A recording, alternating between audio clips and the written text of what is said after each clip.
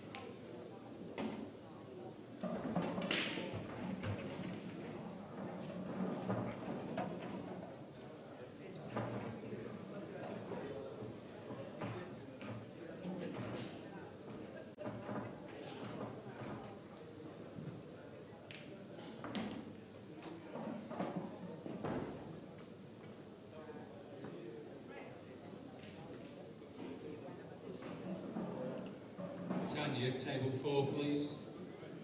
Sorry, Lloyd. Table 4, Lloyd Clark.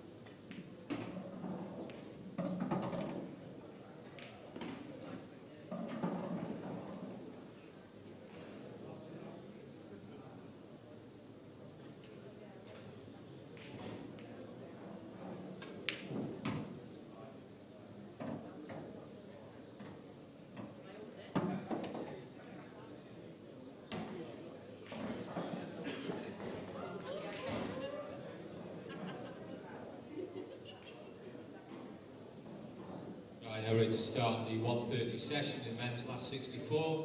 Table 6, Carl Boys, John Little. Table 7, Craig Hart, Anton Kasheri from Malta. Table 11, Shai Hardwick, Mark Hopgood. Table 12, Ian Duffy, James Feely from Scotland.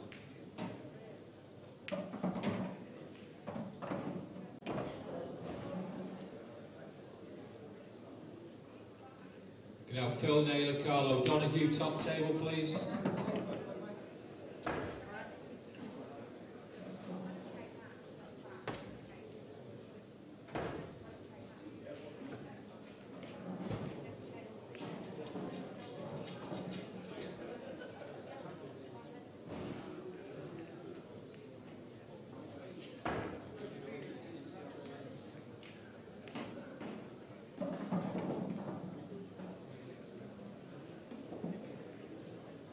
Alan Brown from South Africa, if you come and see me in a few minutes, please.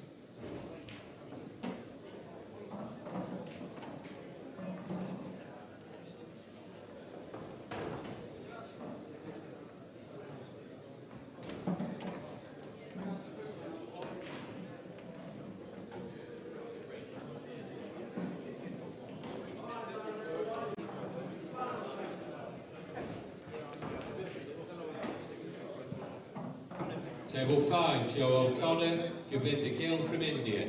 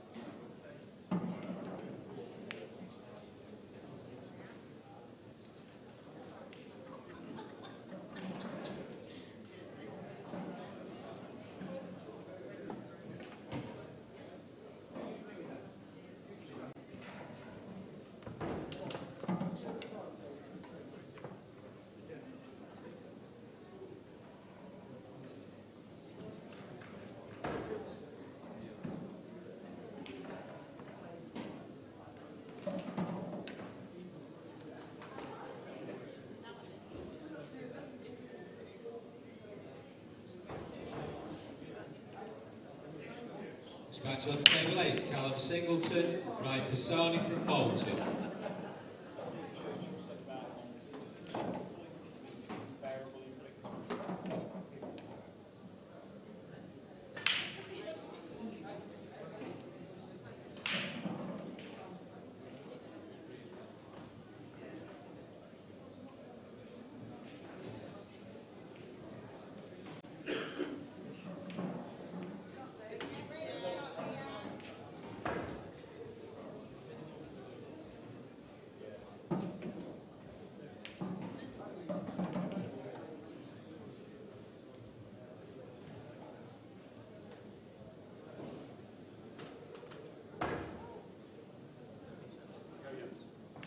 Next match on table 2 in the plate event, Adam Basu, Hashim Kohli from Mauritius.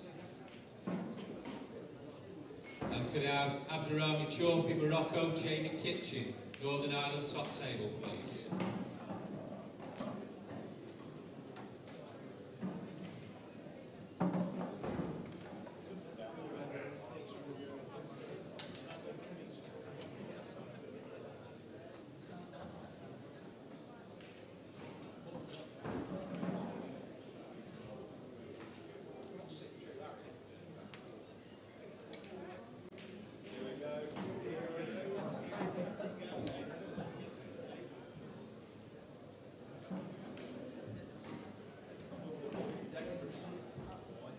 Could I have Glenn Carr, Sean Sharkey, top table, please.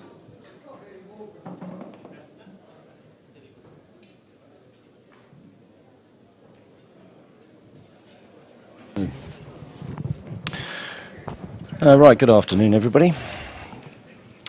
This is the last 64 of the Masters, and we have Craig Hart of England, and he's up against the Maltese #1, Anton Kasheri.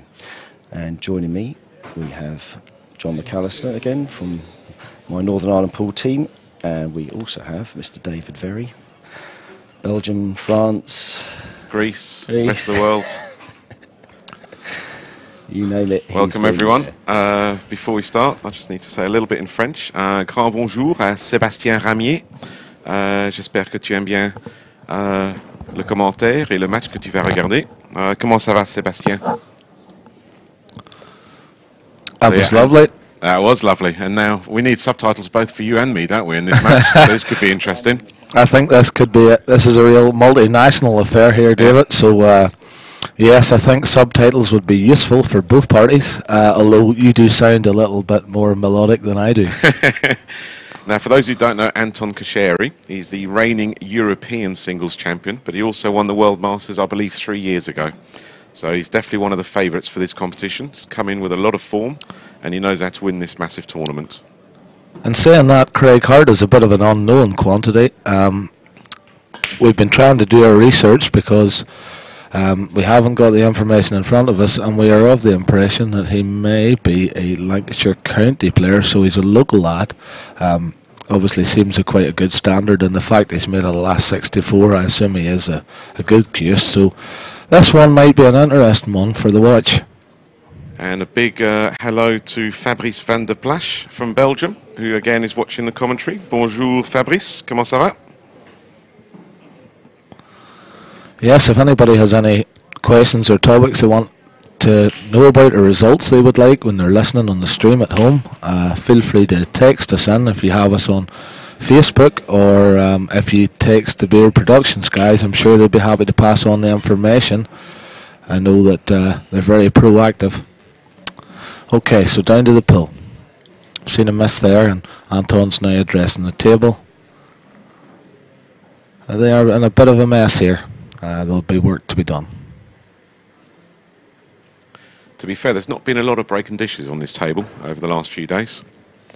In the last match, there was a lot of... I think only 2 of the frames did they get a ball off the break. So it's a tough table to get balls off the break, it seems, at the moment.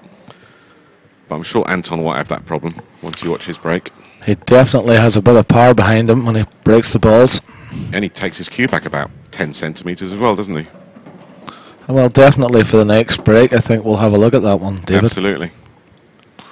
He's played a good shot there now, and he's going to look at these, and I would imagine he's going to maybe see if he can just dislodge this.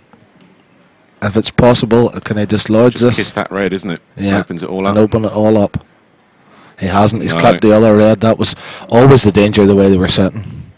And now he'll be looking again to maybe try and, if he can flick half ball onto the red that's beside the yellow, the white will travel down onto the other red. Now it's a high risk shot, but if he gets it right, good chance he could finish these from here. And we know he likes to play on the front foot. And he's actually just clipped the yellow. I don't think that's the way he played it, but it's worked out well for him. I think if he caught either ball, he was okay, but he's had a little bit of rub of the green. But when you're playing, I find when you're playing aggressively, as Anton often does. Which he often does. In the European Championship singles final against Callum Singleton, he pulled out 2 cracking dishes to beat him on the decider in the end. Speaking of Callum Singleton, he's on the other stream table. I've just seen him with the camera. So if an English player whose father, if I'm not her mother, has Irish breeding, he's from Tyrone. I know he plays for Tyrone County side. He's a very well thought of young man, both in Ireland and England.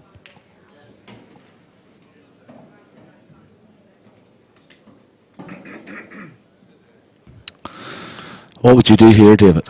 Would you just come in behind the yellow and land on it? Or would you I just... would, but it looks like, yeah, that's exactly what he's done. That's what I thought might be the shot, and I thought he might... This is one of these ones where you've got 2 options, and it might make it that little bit trickier. I'd imagine he'll take the one that's not hanging, and then take the hanging ball last, but you'd like to be screwing back and have the same shot again and just have a straight stun shot so you could take the ball to the corner, and that's what he's doing.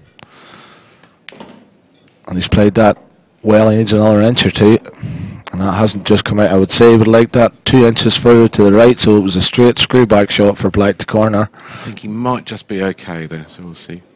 Otherwise, he can always sort of like kiss onto one of the reds and get position. He looks focused though, doesn't he?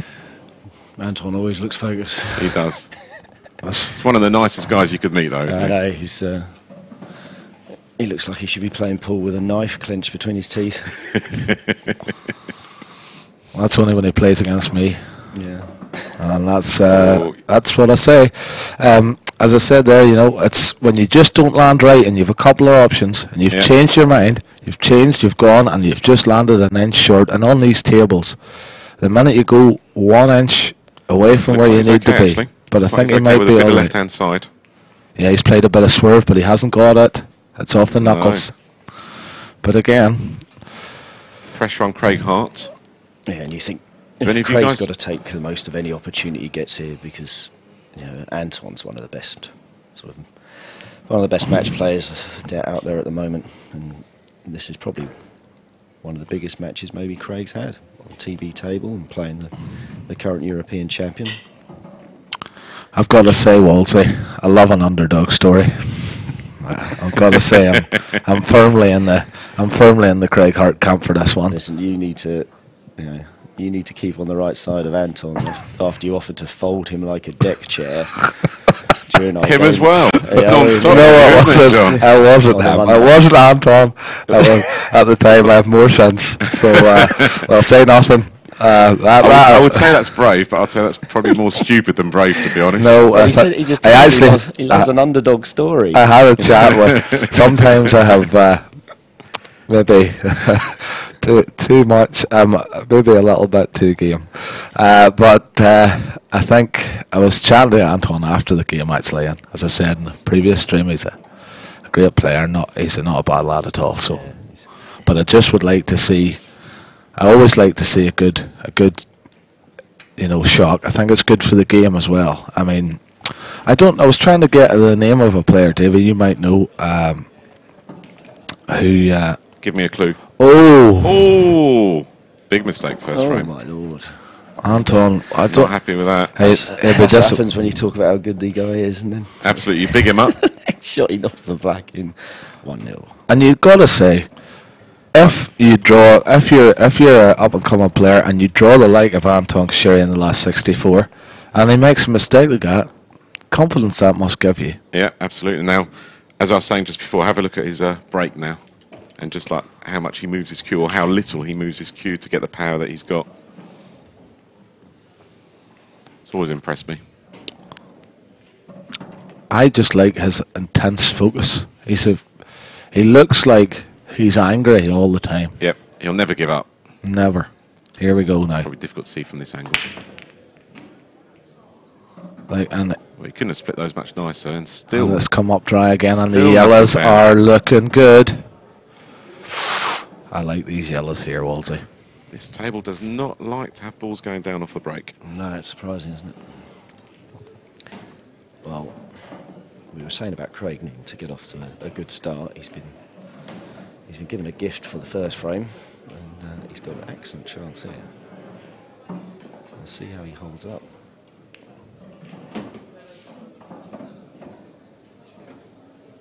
Can't see too many difficulties. Even the yellow, which is just below the left middle, he's got plenty of opportunities to drop on it from either the two yellows in the centre of the table, or even coming across and coming off the one that's already over the left pocket and running down into the red. It'll be interesting to see whether he does just try to land on it, take it down the lane, or whether he changes his mind and decides to play into the red just to move it a little bit to make the finish easier. But I think the temptation might be just to drop this in and take it down the lane now.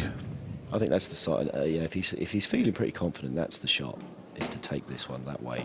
Yeah. Not overcomplicate. Because it's not. Back There's himself. no major travel for the white ball there if he takes this one down the lane, and that's why I thought he would do that early. Because there's no major travel here, and you find the sign of good pool players are that their white ball travels very little. And he's just missed that one, and I'd say he'd be disappointed. But again, because he's played that in such a way as he's played it down the lane, it's a good, reasonable safety shot because the reds are not in good shape, and you'd imagine he may get another bite at a clearance here. Yeah, I can't see Anton going for the clearance here. He's just going to find a way of stopping Craig from clearing up and getting back into the frame, I think. If you see the two reds at the top of the table, I imagine that you'll clip off the edge of one and try and hang it over that top pocket possibly, or try and clip off the edge of one and put him in behind the other red. But I think those will be the two balls that he plays first. So who's the player that you're trying to think of earlier than John?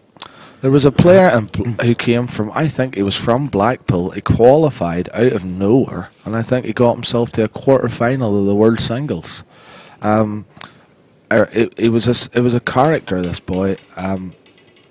He's played a different shot altogether, and he's played a good double. That was a good shot. Yeah. I didn't see that shot. Bit unlucky there, though. He has been. And the fact they weren't sitting overly well as well. Anton, definitely intense focus here. Absolutely.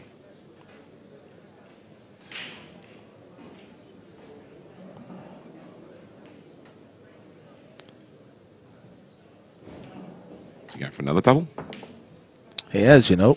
Ooh, And he's unlucky. missed it. He's enjoying his doubles here. And now I think we'll see a long ball for the finish. I think if he takes this long pot, unless he can see the one off the cushion that's hanging over the bottom pocket, but I'd imagine he'll take this long pot on. He's not showing a lot of respect at the moment, Anton, is he? He's going for his clearances. And he's got That's a it. good That's a pot. good shot. And I think there's still a little bit of work to do here because the yellow to middle's taking him away if he decides to play it. I think you might see him play the ball over the pocket, possibly if he's not on the top. If you can maybe see from another angle, is he on the top? See the yellow? one at I the don't top think left? so. Difficult to see from there either, but it doesn't look like he is there, does it? I don't think he is. I think looking at that last angle and the one in the middle, I think if he rolls this in and he goes round the back of the red and black and just leaves himself on the bottom one over the pocket. You see, I'd have been tempted to take the other long yellow that was on, the one that's now over the middle. Yes, he's going to play the hanger ball now, Try and which come up is. between the gap I and think the yellow that and the I black. think that's the percentage shot, but it hasn't. Oh, that's worked out gone for him. wrong. Couldn't have gone more wrong if he tried that one. He's lucky he's not snookered. It looks like it might be snookered on all of them. I think he is snookered. The overhead might help us here. Yeah. Yeah, he is absolutely frozen. That Yeah. could work to his advantage, though, because he could just nestle behind the red and then snooker him back. That's what I think. He'd just roll up to the yellow here, do nothing else other than that, Just and played he's it missed short. it. Yeah. And he's left a free ball, possibly. I'm not sure. Like to see that It looks again. like it's a free ball, doesn't it? Can we It's see just from overhead? that red on the right-hand side, we're not sure. Yeah, I Yeah, think that's it's a definitely free a free ball. ball. And this is 1-1. He had his chance in this one as well, didn't he? He'd be kicking himself because that was a good chance to go 2-0 up. You're not going to tell Anton, no, you can't pick it up, are you? Anton's just going to crushed it in his hand into dust. It's just talcum powder. I think at the Euros he was playing without a bow tie, whereas all of us were, but no one had the guts to sort of tell him to put a bow tie on. I'm not sure there's a bow tie that actually fits his neck anyway, but... Yeah, no, we're having a bit of fun with him, but he is a fantastic player. He is. He's so steady, isn't he? To be honest, I enjoy watching the Maltese players because of the finishes they tried to take out. They're extremely brave, foolhardy clearances, and we would be trying to tuck people up, as you can tell from some of the commentary. But Anton will, he'll see a shot and he plays. He's so precise that he can play those shots confidently, whereas the average player wouldn't be able to play them and execute them. I think you enjoy a bit of banter with the Maltese players as well, don't you, John? I do. I think you see the difference in some of the approaches. We were talking about how people play their singles matches, and you're talking about a guy who's well established, he's very good, and the other guy we don't know that much about, but you can tell that Anton is quite happy to take the odd flyer early in the game because he probably deep down thinks, it's not crucial if I go 2-0 down because it's over at first to 7 and he's got plenty of time to get back in it. I mean, he's playing a couple of loose shots here and he's done it again, but he's almost got an attitude of not arrogance, but as if he knows he's going to be getting his chances and he's going to be able to win this match. I think, although in saying that, Walter, I think that Kevin Mercier took the same approach and he paid the price for it. I think he was open against the Mauritian, and he found himself behind on the scoreboard because he had opportunities early on to tie frames up, and he went for clearances that, in my opinion, were not on. Did you see I've got to say that was Kevin Mercier played Hashim in the men's singles. We did a commentary on that. They then drew themselves in the Masters. He won that one. Do you want to take a guess? We want to tell you the answer. Mercier 7-5. Mercier 7-6. Well, that was all right. Yeah, so both of them went down to the decider. So Hashim got one and Kevin took it back on the other. It's like yesterday on the last match on the stream last night. It was Tom Cousins versus Jack Phillips from Australia, and they met each other in both singles as well. It's but amazing. on that occasion, Tom Cousins actually won both. No surprise there, really, though, is there? But Jack did manage to get 3 frames off him yesterday, so he lost 7-3. And I mean, that Jack is a fine player too, but Tom Cousins is just exceptional. I said, so far, still no one's actually taken more than 3 frames off him. I haven't looked at the results today. I'll have a look to see what Tom's done today. I did have a look. He's just going to play this shot to the middle here and try and screw through, and that, again, hasn't worked out. I think you're going to see Anton take a flyer here. I think he's going to bump this one up the line, or else he's going to play the one to the middle and come off the top cushion and try and land on it, depending. But it's less margin. I wouldn't be surprised if you saw the Maltese man roll this one right up the line. He is confident in these kind of shots. Tom Cousins has just started his match against Danny Davis. He has, and that's wide. Yeah, I thought just missed it. Thought the minute I left his cue it was wide, but again, bit of an insurance bluff as I talk about Walter. He knows if he missed that, he's still not leaving absolute dollies, but you'd still fancy a good stun shot to give himself yellow to the opposite corner. He could take this corner out. or middle. Doesn't matter if he overruns it slightly, he'll have it in the middle. Craig's got a great chance here. I mean, he's left him the yellow, and he can just drop jacking him the cue up, behind which is always a little bit harder. Yeah. Oh, he's overrun, but is that okay? I think it's a lot. He's going to have to leave himself a long yellow, but I'm sure he feels comfortable with that. I think he would have rather been a little bit higher on that. Oh, definitely. Well, he could drop it in, and he leaves the long yellow. Look at that. That's an assured shot. That's very good cue. Certainly showing no nerves being on the live stream and playing one of the big players. And now is he going to try and just drop it in? Punch this in. I don't think he might just leave it to the left. Yeah. Excellent. We will have a game on our hands. It was Craig Hart If anyone listening knows anything about Craig Hart and wants us to give us some information, by all means, please do. I think it's... But he's impressed us so far, hasn't he, in the first 2 frames? That's what I was going to say, Davey. I mean, he's been exceptional. I mean, I think we've been incredibly lucky the times we've been in the commentary box, because we keep turning up for these belter games, and I think this one is going to be, as we say in Northern Ireland, an absolute cracker. Well, his previous results, Craig, as we're just skimming through them, he won his opening match 7-0 against Paul Wyatt, assuming Paul Wyatt did turn up, whoever he is. His second one, he beat Scott Kennedy 7-2. That's a good win. Good Scottish player. Good win. Scott Kennedy's here playing with the Scottish men's A. And his third one, he beat Daniel Thorpe 7-3. Thorpe. And Thorpe's playing for the good Aussies. The Aussies. Yep. So he's had some good results. Thorpe's a good player and a really good lad too. So anything down on this? Yes, Red's gone down. But assuming that Craig's first round opponent turned up, he's had sort of 21 winning frames and 5 against in 3 rounds. I have a feeling we've stumbled upon a dark horse here, folks. And just to keep you guys informed, the legendary Matt Brannan is 4-0 up, so it must be first to 5 now in the plate. Yeah, I think they're still on the first to 5s. He put Dylan Leary out. I saw he was playing Dylan Leary, so that was a tough draw there. Dylan's had some week. He's actually, there he is, sitting at the back of the room. Speak of the devil. He got knocked out on He totally came across that shot there. And you just blaming the table there, but he just came across that one. Just for anybody watching at home, you'll hear players sometimes, if you're just tuned in and you're starting out, you'll hear players talking about quitting on a shot, and that would be de-accelerating when you're coming through from your backswing to your front. That was more of a shoulder move, though, and that he seemed to come across as well. He kind of cued across that one, I think. That's what's more commonly known as a chicken wing, that one. That's a new one on me, David. That's because I have plenty of those shots. I think there's nothing more frustrating than cueing across a ball. You know, it's just, it happens so easily. So Anton needs to get settled into this match now. He doesn't want to give too much of a lead away, because first to 7, you know, if you suddenly go 3-0 down, 4-0 down, it's very difficult to get back on it. I think not impossible, but difficult. I think you could have seen Anton, if this had been the first 2 frames, smashing this ball in the middle bag and coming off the rail with side and trying to flick out the other red and go for the finish. But I don't think he'll be playing that kind of shot here now. I think Anton feels that he should have won the second frame to make it 1-1. Yeah, I think we'll see Anton become a little bit more conservative now. He's taking the yellows here. I'd be surprised. He is a very attacking player, to be fair. I don't think Anton doesn't often do. I think looking at these balls here, he's definitely going to be going for the dish here.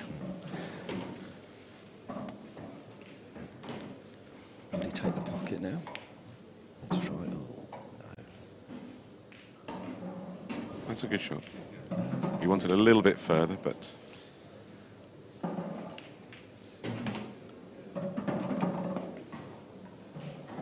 That red still goes at the moment, though, doesn't it? So it does give Craig Hart options of playing safe or going for it if he fancies it.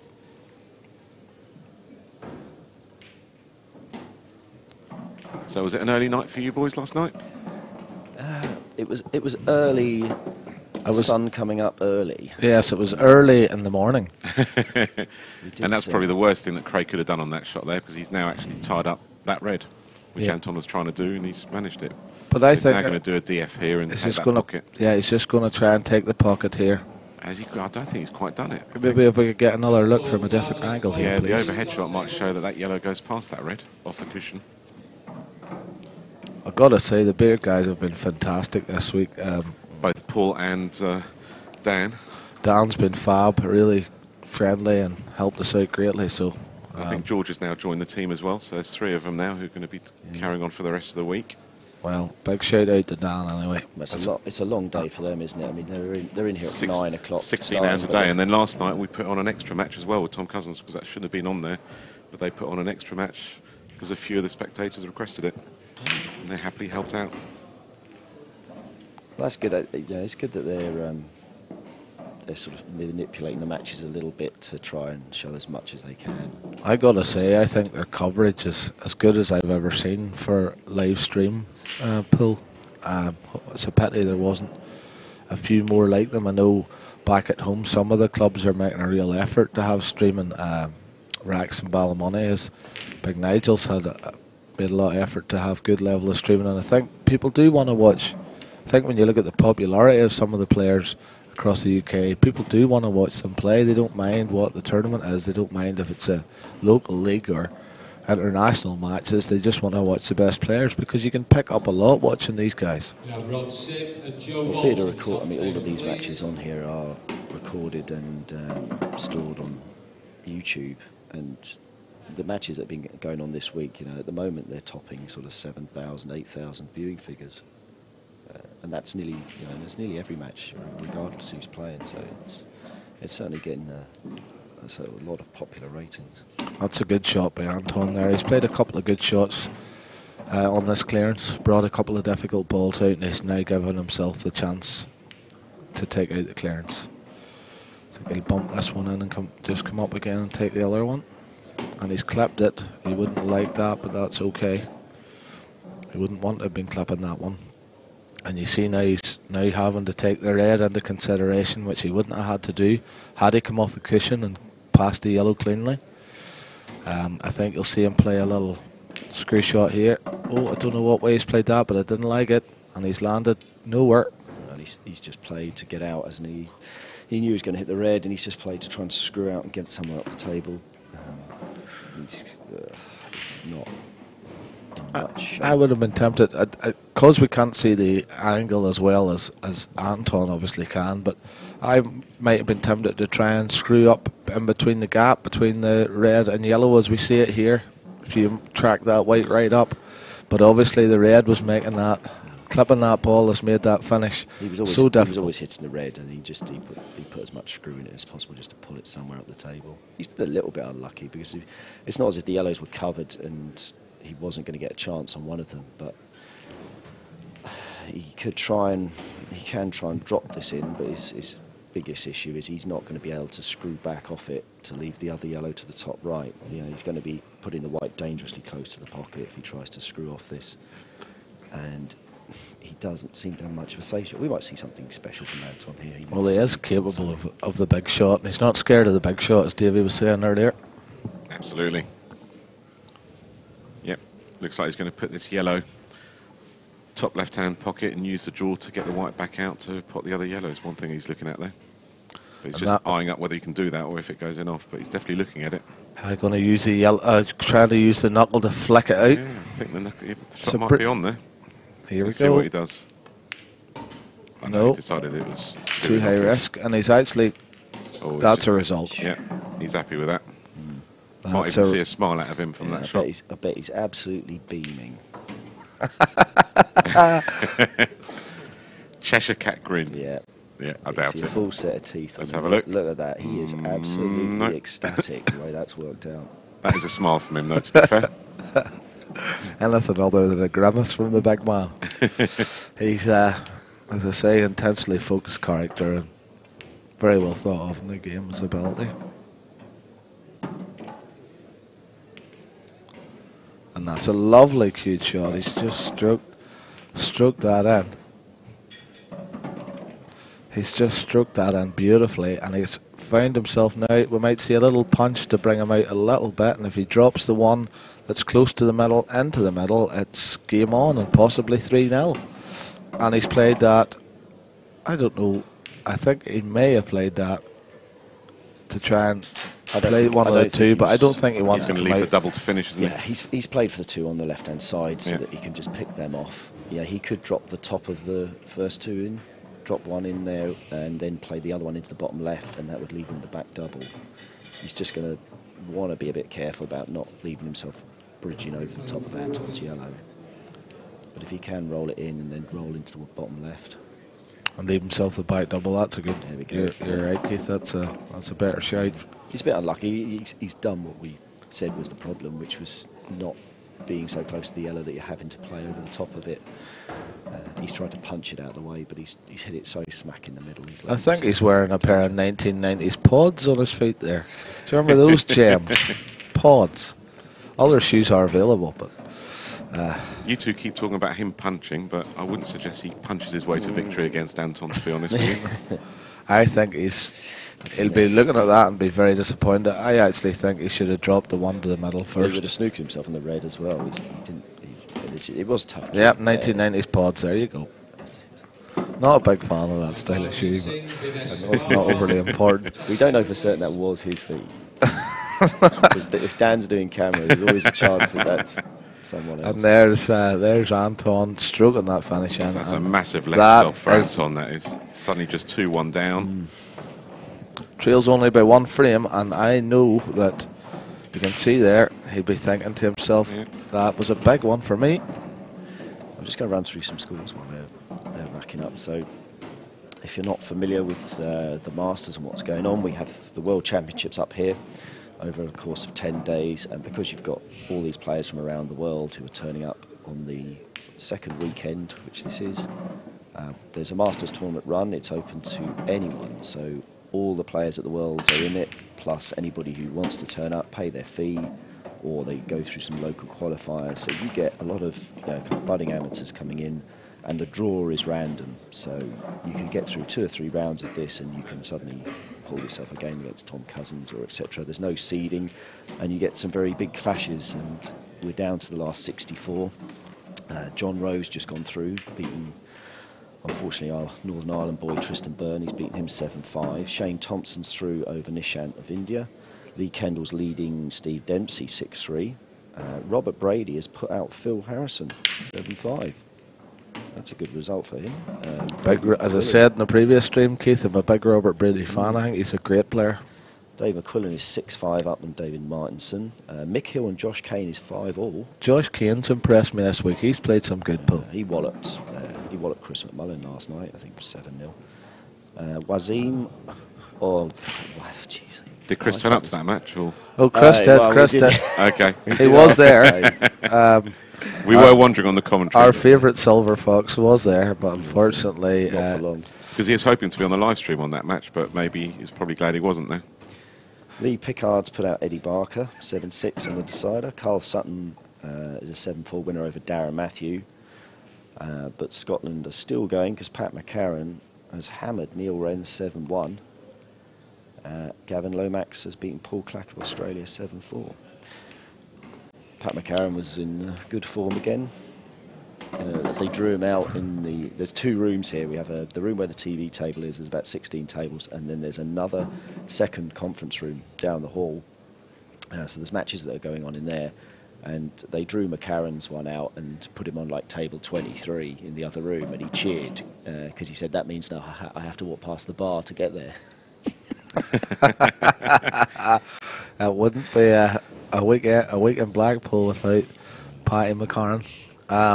You can see here Anton's on the Reds, and not impressed. Craig Hart has covered the pocket, and he has managed to make sure that the clearance is not on, so there is work to be done. It'd be nice to see that, just how tight those two are together. If we could show us how tight the two red and yellow over the pocket are. And the reigning world champion lost in this round this morning, Sean Chipperfield.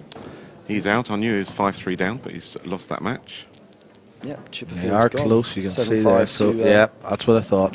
Anton's had a look around the table. He's thought to himself, I need rid of this ball because it's too close to my red, and I'm not going to be able to bring it out without giving 2 shots. And he's just played a clever, deliberate foul. I think if Craig won't play a deliberate foul back, I don't think here, because I don't think there's any real value in it unless he executes it perfectly, because it's very, very difficult to play these shots up the line, to plant one ball on another and leave the ball hanging. And if he doesn't leave the ball hanging, the stable door will be wide open for 2 each. Yeah, I don't think he's got the angle to try and thin clip that top yellow and then come back, miss the red and nudge that other tricky yellow off the cushion, has he?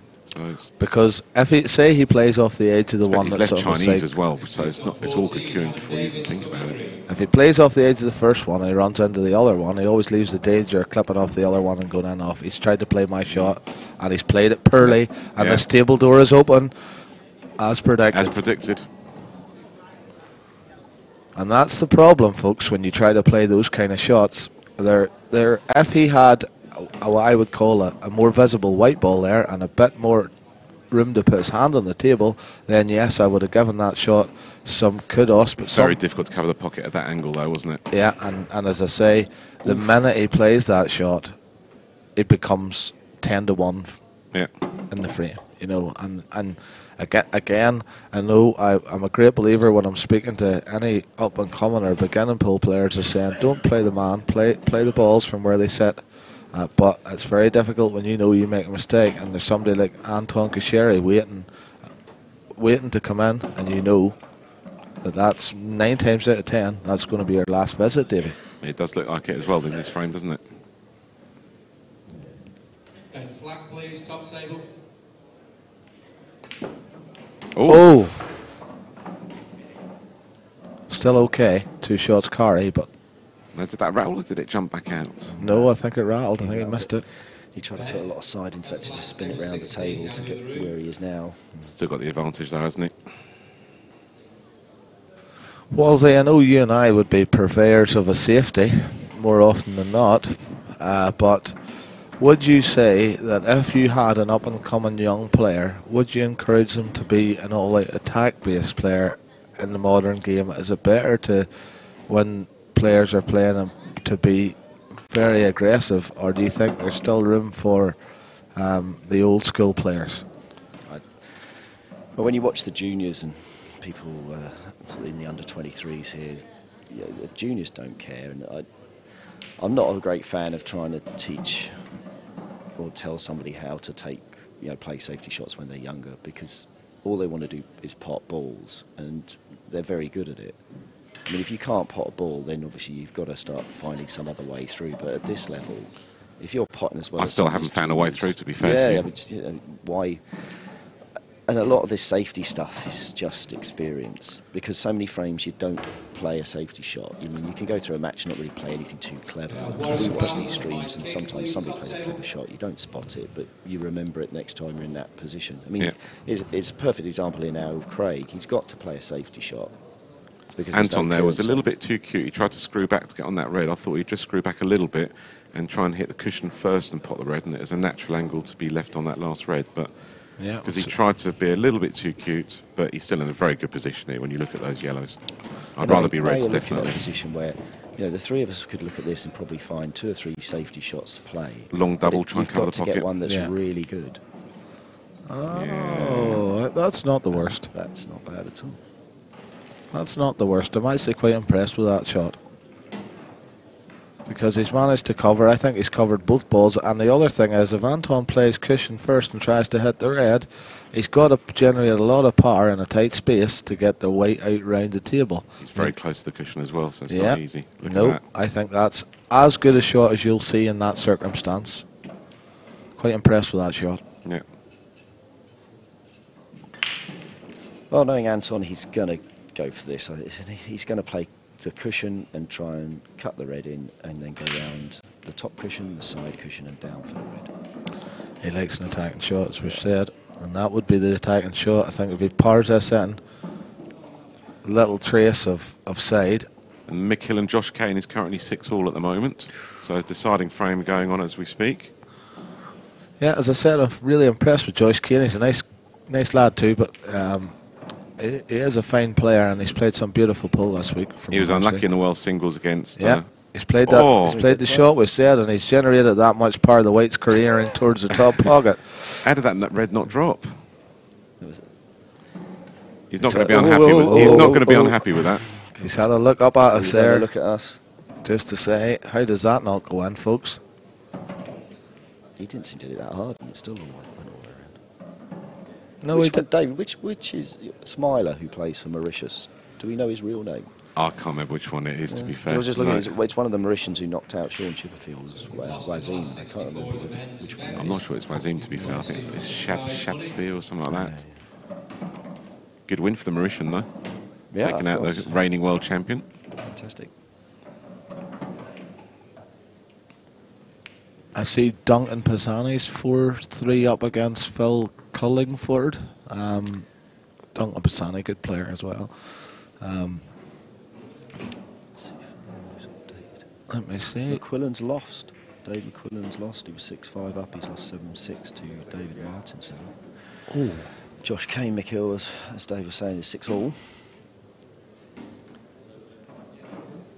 And the next session, the half-one session, which this is part of, they've started kicking off their game. So Carl Boys is out there now.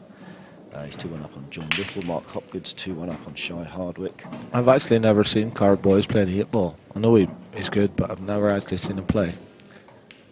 We were in his club the other day when we were doing some practice, and he was on the other table for a good couple of hours just running through routines, you know, putting balls all the way up the middle of the table.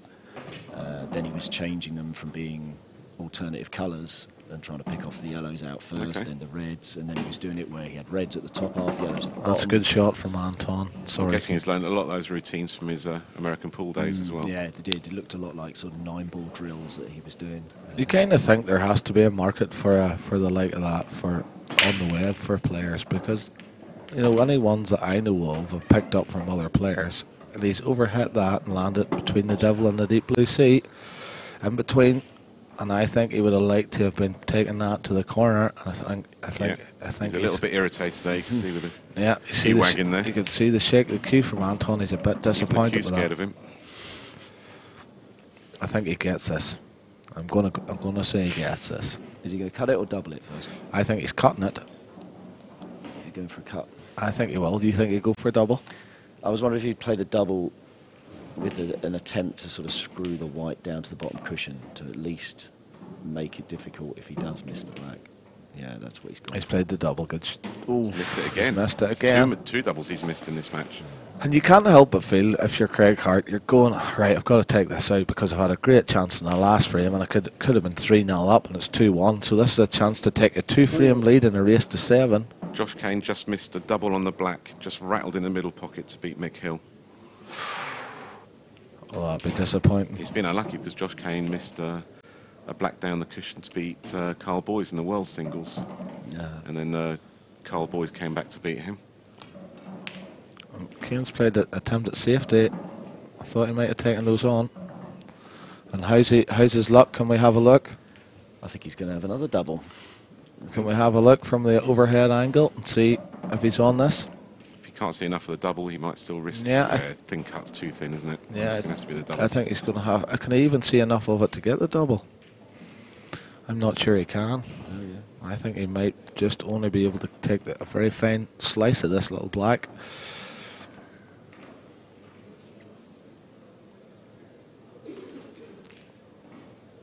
Yeah, you just see there, he might be trying to punch a double here. Yeah, he's played it, it's gone everywhere, and it's not gone in, and the white has gone walkabout. Unlucky there. The white has gone walkabout, and he's got 2 shots, and this clearance. And those yellows are sitting pretty. They are. This is a practice routine, I've got to say. These yellows, just little soft screw and stunt shots here. Yeah. He's got Mary Ploppins for 3-1.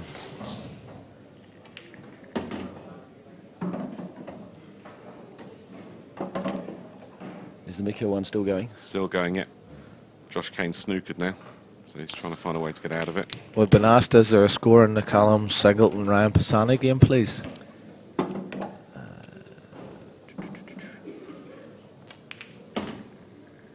Yeah, and you just see there, he's played that really well. He's just going to take this one, take a point off the rail, leave himself down the line, I would think. Roll the black down the cushion. Doesn't need to go in this time. No. Just set it up because he's still got 2 shots. Yep, Callum is 2-2 currently with Ryan Pisani. That's 2 each in that game, yeah. Okay, and that's a good shot. It's 3-1. Boys, I think we could be in for Hill. You go for 6-all? I'm going for 6-all. My underdog story could still be alive and kicking. Mick Hill's now got 2 shots. Ball in hand. With, looks like 2 reds and a black left to clear up and win 7-6. They're both on the cushion, mind you, but I fancy Mick to finish these off now. Mick Hill's is a fine player, there's no doubt. If it doesn't work out, then you'll see. I think he'll be. And he's put the first one down the cushion, so yeah, he's still got 2 shots. He's got with 2 one shots down the with cushion. 1 left. I think you'll see Mick stroke these in. I kind of feel for Josh because, as I said, I've watched him play a couple of matches this week and I thought he's been fantastic.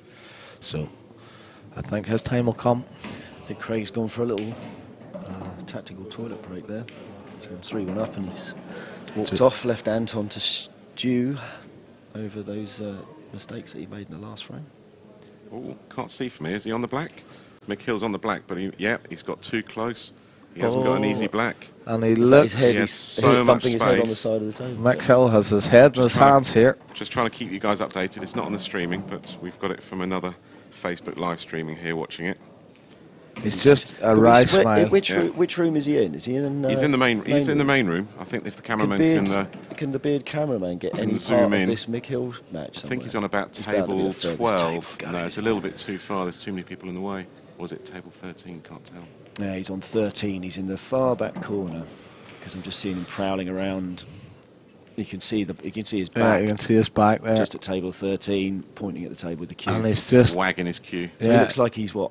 On the 50-yard line, he's exactly halfway, and he's got one shot black. It's quite close to the black as well, so it's not an easy double either. So he's about, looking at that, he's what, about 2 inches away from the black. There he is now, winding up something. Good on your beard, because at least we're going to see whether he can pop this double in. Absolutely.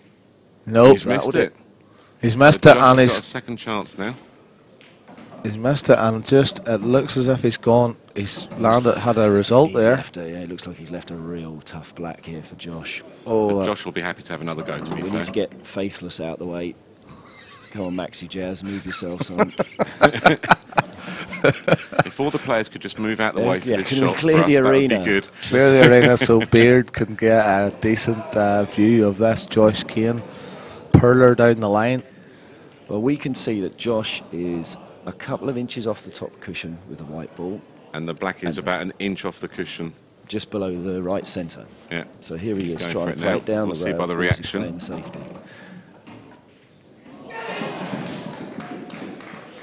He got it. He's got it. He's got it. So Josh Kane has taken Mick Hill out of the competition. Outstanding Mick will be pot. gutted with that one. That's an outstanding pot. Oh, that is a phenomenal shot down the line there. And a lot of high-fiving there for the Josh Kane camp. Yeah, as I said, he's impressed me this week, Keith. And I said as time will come, I don't know whether it'll be this weekend, but I think you'll see Josh Kane as a force to be reckoned with in the next couple of years. Still a young lad, good player. Dave Fernandez is ticking along nicely as well, I see. Just continuing on where he left off. He's been playing great this week. I'm not surprised to see him in the men's semi-final on Tuesday. Well, he's kind of crashed the party a little bit because I think the other three players are all former world champions, if I'm not mistaken. Well, he's beat Ryan Milson there 7-4. That's put him into the last 32. And here we are. It'll be interesting to have a look at young Craig Hart's break here in comparison to Anton's. Somebody asked about Joe O'Connor. He's 2-2 with Govinda Gill, one of the Indian players. Carl O'Donoghue's just starting his match now against Phil Naylor, and the other Irish player, Sean Sharkey, he's just starting his one now with Glenn Cahill. Tom Cousins is out there. He's got Danny Davis. Ian Duffy is 2-1 up on James Feely of Scotland. And some of the 12 o'clock matches are just coming to their conclusion now. There's only a couple of them still going.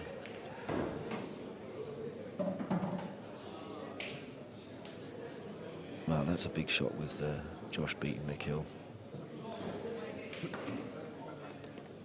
Here we go now, and we'll look at this young man's break in comparison to Anton. See a little bit further of a drawback there, but he hasn't had a result because the white's gone careering into the top right-hand corner as we see it.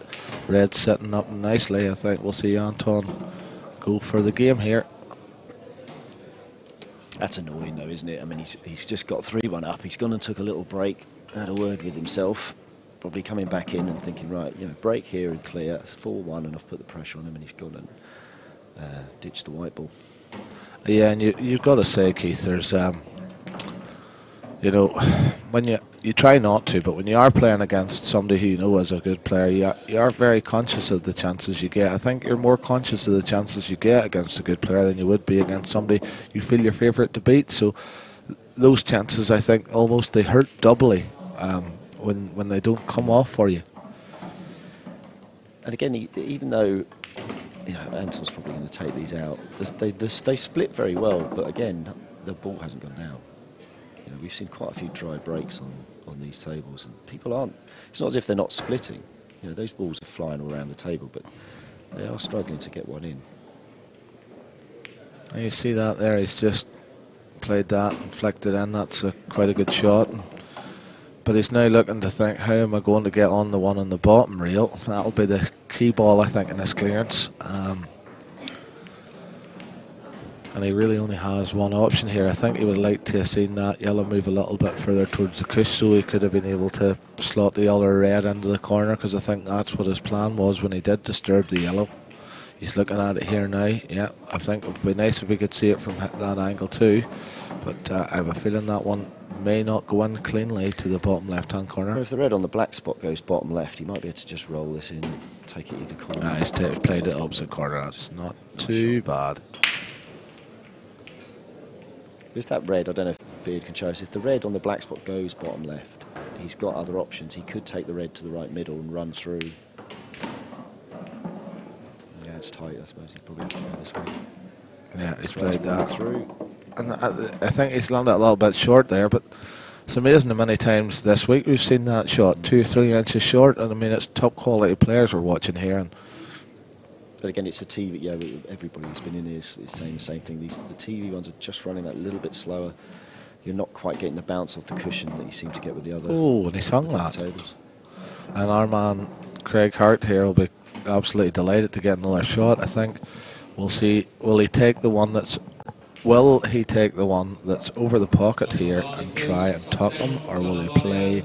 Is there a good opportunity for a safety? Because I think a safety's only shot. I would be tempted to. I tell you what, I'd be tempted to do here, Keith. I'd be tempted to pot the one at the bottom, come up the table, and tuck him in behind the two here. But he's played my first shot, and he's tried to play that. That's a good shot, as I said. But if he had potted that one and come back up table, he could have brought out the top yellow. See the two yellows that are touching at the top left-hand side of the table?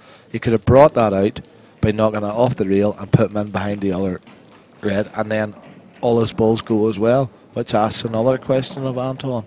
So I think maybe that was a good opportunity too, and he has left a one-pointer here, but the only upside is he's pushing his red down towards trouble, and that's exactly what's happened. Not again. And the white's gone again. Oh my God, he's right. He's going to be furious.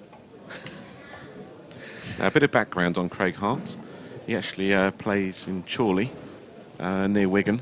Doesn't play county pool, but he's known to play a few money matches for about £2,000 pot. And a great potter, that's what I've been told.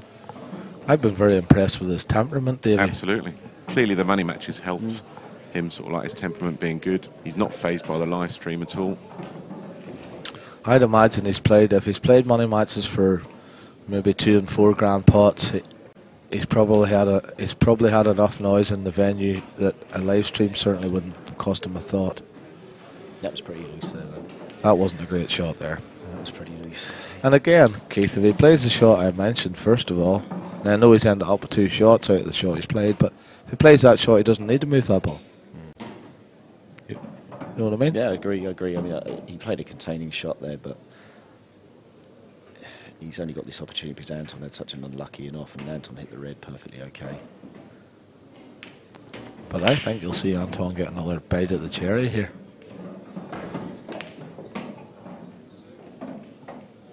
It's not a good shot again there. I really don't see what his plan is here.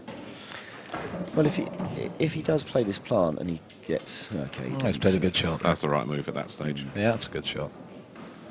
I didn't really see from the off what way he was going to go about that now, and he's obviously potted one and tucked him up again. And again, that's a better snooker this time because the top yellow seems to block the 1 point escape, so Anton has work to do. The only thing is, can he play the 1 point off the side rail? He does not. He's not look impressed, happy is he? there. No. I would not want to be in Craig's shoes. Oh, here we go, 3 cushions. 3 cushions. No, deliberate foul. What a great shot that is. If he'd have just hit that a bit hard, again, slowed maybe the table, but if he'd have just got that another 6 inches down towards the red. And that's why we're sitting here, folks, and he's out there. That's a fantastic idea. But then, we were saying earlier about whether you're looking to teach kids the safety side of the game. Some shot like that you see is not, it's not something that obviously people are going to spot. But you've seen somebody do it now, and you'll remember that in another situation that you can play that type of shot, send it round 3 angles, trying to put it over the bottom right. Playing it obviously is a different matter, but you get to see it, and you will remember that as an out next time you're in trouble. I wonder if he looked at this earlier on about trying to smash around the back of the yellow and trying to split the 2 on the right. But he won't like that shot. I don't know. I think it's okay. I mean, all he wants to do. He's just got to manoeuvre his 2 yellows in one shot. He just wanted to pop that yellow wisely. And I give think himself he'll take this. to break. He's just wanted to get into a position where he can break these out. It's important this goes in. Now this is my best chance. He's got 2 shots. So you would look assume to take the 2 yellows out now. Yes, because he's guaranteed to be on the yellow down the bottom. That's what I think he'll do. I think you could see him play the wee bump and run and just flick the 2 out. If he can get them both out there, play in between the 2 of them, go for a double kiss, flick them both out, leave himself on the bottom one. He's looking at it here. It definitely has all eggs in one basket time. See, if he plays this is a shot. classic situation of a different player's approach. We would try and push the yellows out because we just take them in the open and take the 2 shots on the 2 bad balls. We would have broken them out there and accepted we'll try and clear up with 1. Whereas he seems to be looking at trying to keep the 2 by playing this double. So he's looking at playing a double, potting the yellow into the bottom left and keeping his 2 shots. And if he misses this and it bounces back across the cushion, he's gonna lose the frame. I think he wanted the white to be a bit further up the table, to be honest. I just don't think that was a good shot. See, I think he's trying to keep the 2 here, I think, by trying to pot this in the bottom left, and this could go wrong. And he's played it beautifully. That's a great shot. Although that yellow has just... And that's the importance of that, because he could have played it softer to make sure that those yellows did not reach the cushion at all. That's it. And that's what he's saying. With the 2 shots, he could have split them, like you say, David. He could have underhit that by a foot, and he'd still have the yellow near the bottom left. The other one would have been out in the open. He was trying to protect his 2 shots still. He's doing like 2 in 1, and it might come to cost him here, so we'll have to have a look. He's played that, and that's not great, but it's okay. Well, he's got lucky, hasn't he? Because now he's found himself in a position where he can pot the top left, pot the bottom left, and have the black. He's found a way by accident, I think, of now suddenly being able to get on the black ball. Good test of cueing this one, and it didn't work. And again, that was all about that shot. Where if he just used that first visit to set it up rather than try and protect the 2 shots, I think he would have cleared up. Although in saying that, and I'm going to come to his rescue a little bit here, he should still have just simply potted the ball up the lane, because he's good enough to do that. But I think it's... And again, we talk about people who can play singles matches and people who can play team. The 3 of us sitting here, I don't really play many single. I don't play single stuff because it's not really my bag. But that situation for me, I'd be looking at it from a team approach point of view. If I was in the team event and it's 7-all, it's 8-all, in my head that shot is just split them and back yourself to take it out. Trying to keep the 2 shots to me is the only way he could have gone wrong, was trying to play that double and hoping for a little bit of luck when he didn't need any luck. If he could have played it into the middle of the table, he's clearly a good enough player that he would have taken those out. And he only lost that frame because that yellow went close to the cushion. If it hadn't gone close to the cushion, he would have won that, I think. But if he is a money player and he plays a lot of singles, he's got that attack-minded attitude of bang these balls in and get on with the next frame. If I'm Anton Kusheri, I'm thinking to myself, I should be 5-0 down here, and it's 3-2. How's he not getting balls off the break? And look at the travel of those balls there. There's a lot of travel, and he still hasn't got one. He's been a little bit unlucky, Anton, with his breaks. They're not potting.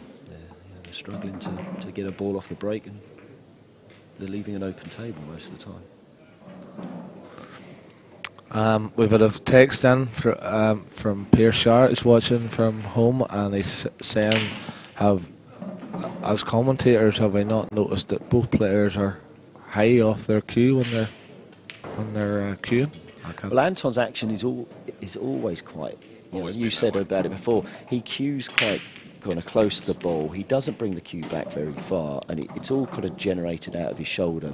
There's no big drawback that you'd see off some of the sort of players who've played a lot of snooker and things like this. But he's very His power shots are actually, Yeah, he's very short. his on the power back. shots are actually stabby shots, aren't they? But it works well for him. I wonder what way Craig's going to try and take this finish here, because he looks like he's going to go for these yellows, and they're not easy. Is there an option of a plant, to play a plant? That you hear some players, he has decided just to take the pocket, which is the right shot. Is But Piers Sharrett ever coming back? I don't think so, Davey, but It's a shame. He is sorely missed, because he's a great fella. And He's a great character for the whole championships. he Come back, Piers. Yeah, we'll take you back tomorrow. Good friend of mine as well, Pierce. I spent a long time with him over the years. Have you got any Belgian grandparents, Piers? You can always get in that way. And I've had another text in from Devon County player Ian McKay. I know Ian well from a time living in Plymouth, so it's good to see you tuning in, boys, and hope you're enjoying the commentary, at least the comedy value, for nothing else. That's why we got Davey in for the intelligent analysis. No, I'm just here for a bit of French commentary every now and again, but I think the sun's out in France. They're all out in the gardens at the moment. I think he might try and take this one on the top cushion, just hang it over the bag and take control of two pockets, and that's what he's done. And he's just looking to take control here, and that's a couple of good shots here. I think we'll find Anton. Anton has to be careful here. If he tries to cover the top pocket where the other yellow is, he may leave the opportunity of the plant, which would leave the clearance on. So he's looking at that now, and I'm sure he's thinking to himself, now the one thing I don't want to do is leave myself on the yellow that's beside the red, because if I do, and he gives himself a chance at the plant, it only means Craig has to play the plant and the finish opens itself up. So be interested to see what shot he goes for here, boys. I think his bigger danger might be that he's considering playing the left red at the top by the ball line. I think he's considering playing that up over the left pocket. But as soon as he does that, he's going to open up. This is a good shot. He's going to try and cover the black pocket here. Yeah. That's a clever shot. Deserved a little bit more luck. Didn't work, but creative shot though, Dave, and he as didn't you have said, a lot. he doesn't want to move those reds because they're acting as a good wall at the moment. Yeah, and I It's knew the one safe yellow. the one thing I knew, I haven't looked at that. If I'd have been in his situation, I would have been looking and thinking to myself, I definitely don't want to be even risking that, leaving him the Yeah, chance. but he is. Craig may have a go at Chance knocking now the at the plant, yes, and he's played it well. That's Played a it well. super shot. I wasn't overly fussed on that shot of Anton's. I don't. Yeah, the shot he played, he was going to leave Craig that opportunity to move the yellow. I think he probably should have taken that top left pocket. Had it worked, we would have praised how good the shot was. Yeah, though. if he'd have got it bang over the pocket, Yeah. maybe, but that was quite a sort of high risk. Well, it was a Maltese shot, wasn't it? That's not brilliant. I'm not sure why he screwed that back. Why didn't he just leave it in the Yeah, jaws just and leave it. Perfect angle to get. come out off the yellow? We've had a text in from Emmett McGuire, who's on 2 points. Emmett has let us know that could we please stop abusing Craig Hart's pods, because they're fierce comfortable, as they say in Ireland, and he has a pair. So we know you're not a style icon, MZ, so we'll leave you that one. And the other point he makes is that the IPA have, I think it's the Irish Pool Association he's talking about here, have a list, a set of drills for practicing if anybody wants to download them. They were designed by PJ Nolan, snooker coach, and they're Okay. well worth a look. So that's a great little tip. So thanks, Emmett, for that, and keep the text coming in. See here now, Craig in control. I think he would have rather just taken the finish out, but he's got that bottom pocket covered. The only thing is, if Anton can, if he gets another visit, if he can find himself an opportunity to land on one of his top reds, he's a good chance to disturb these. He's tried to take a pocket and he's underhit it, but it's just enough to do him. Lee Kendall's just dispatched Stephen Dempsey 7-5. I've just had a request from Dan, the cameraman, to do a bit of French commentary, but I'll wait a little bit to do that. So just wait a little bit, Dan, and I'll start in French again. We have Phil Connolly, who we have been taken in from. We have been taken in Davey as a replacement for Phil Connolly for our third stint in the commentary box, but Phil's sent us a little message to say could we give a big shout out to Gary Willis, friend of his, who's in the final of the seniors today against the legend that is Keith Brewer. So good luck, Gary. I'm sure that'll be a good game for both two fine competitors. And Phil, we would love to have you in with us today. I hope you got home to see the wife and the dogs. Yeah, that seniors final was starting in 20 minutes. Gary Willis beat Alan Browd of South Africa in the semi-final 6-3, and Keith Brewer beat John O'Mahony 6-2 of Ireland. Is Fabrice van der Plas still watching this from Belgium?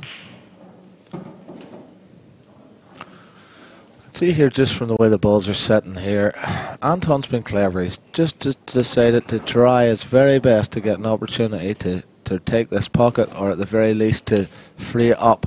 And I think you'll see this is where experience comes into play. And despite being second favourite here, I'm going to tip Anton to win this frame. I think you'll find he'll take this top left-hand pocket at the earliest opportunity. And this finish could also be on, because you would never put it past Anton. For me, it wouldn't be on, because I wouldn't dream of taking it, but he could possibly take it, because the one in the middle of the three reds on the left-hand side, as you can see them near the yellow, that one goes, and if you can clip the edge of the yellow, then they all go, and then he only needs to play a plant on the bottom one. But again, he's trusting a lot to luck. I think he'll take the pocket at some stage here in the top right-hand corner. And he's just drummed that in. That's a great shot. And I think you'll find he'll take the pocket here, if I'm not mistaken. Yeah, you'd expect so. He's just got to get it right. He's still got to be a little bit careful that he doesn't leave any chance of Craig putting a yellow in behind. I know it looks like he's okay in the bottom left because the red's on the yellow, but because you've got two yellows on that right-hand side, you can cannon into it and open it up a bit. He's got always the opportunity to play. And he's underhit that again, but it's enough. No, it's come out nice. He's done it right. He made sure he covered it rather than trying to play it into the pocket. He just made sure he got it. He was covering the yellow rather than the pocket, yeah. Which is more important at that stage. That's a good shoot, gents. So let's see how Craig Hart's safety game is. He's just going to try and just nudge it back a little bit. Let's see how Craig gets on trying to work this out. I think Anton's going to do similar to last time, put one in the middle bag and then just retake control in that corner. I think it might be high risk taking the one to the middle now, because it's not an easy pot. I think you might see him play the one on the side rail red here. And move that yellow. Yeah, that's what I think he'll do. And that's what he's done. Yeah. That was a more sensible shot, because he's also aware, and as I said earlier in the frame, although it looks like Craig's in control because the red's in front of the yellow's in front of the red down there, in actual fact it limits what he can do. Yep. And Anton knew that when he plays that shot, because if that yellow had been hanging and available, he's never playing that shot. Absolutely. Sometimes you can think you're in control, and now it's Craig's just trying to push it back over. And that's a very well executed shot. I think he's been unlucky there. I think that was a great effort. It's a good little battle for that pocket at the moment, isn't it? Definitely is.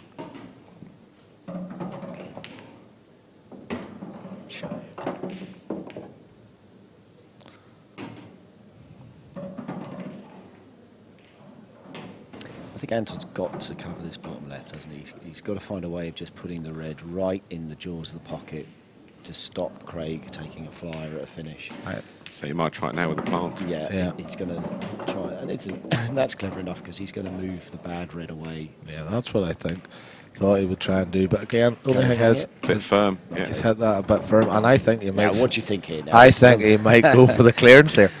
Anton's eyes and his face light up. He's going to need to make sure that red moves across to the right hand side and back across the left hand side. I think it's too high risk. I think he has to. But he can hold for the red in the middle, and it's all about where he punches the other one. He's queuing it. Yeah, I knew he was going to do that. Yeah, for the blacks move but now. again, this is what I'm saying about opportunities, Keith. Davey called it as well. He says, look, I fancy him to go for the finish. You fancy him to go for the finish, but he's always bumping one of those troublesome balls towards the yellow, and I don't think that's bad luck. I think it's a poor decision. Well, he got the right. You know, he wanted to move the red. We didn't see the black going safe. No, we didn't look at the black, did we? We were focusing on the red so much, and I think he was, and he forgot about the black as well. I'm glad he did this, because now I want to see how he's going to get himself out of trouble.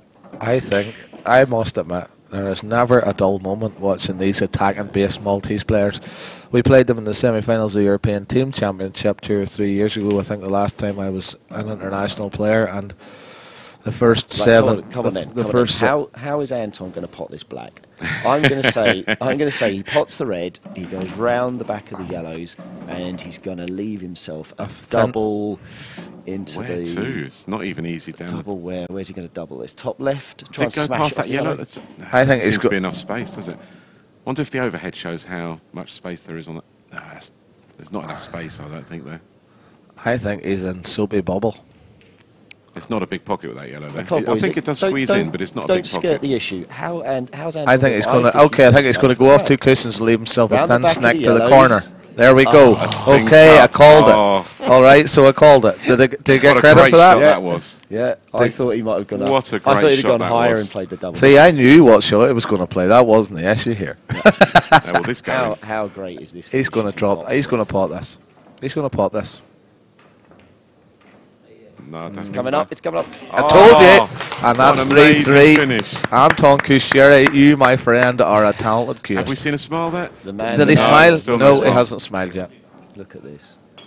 Ding, ding, ding, ding, what a finish that was. You can just hear the chants of "Aya Malta, Aya Anton" in the arena. Yeah, the Maltese love that chant.